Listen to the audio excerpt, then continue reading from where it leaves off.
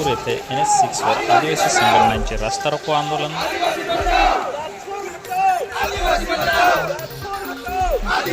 भरत गावित यांच्या नेतृत्वात रास्ता रोको आंदोलन करण्यात आले।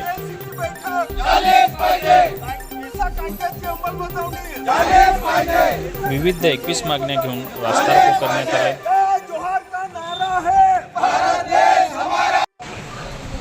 आंदोलनात बिरसा ब्रिगेडचा देखील सहभाग।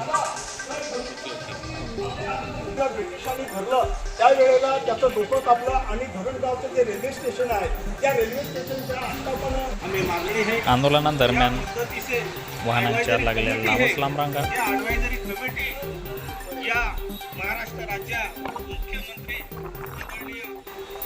आंदोलनादरम्यान आंदोलनकर्त्यांनी सरकारचे जाहीर निषेध करण्यात आले।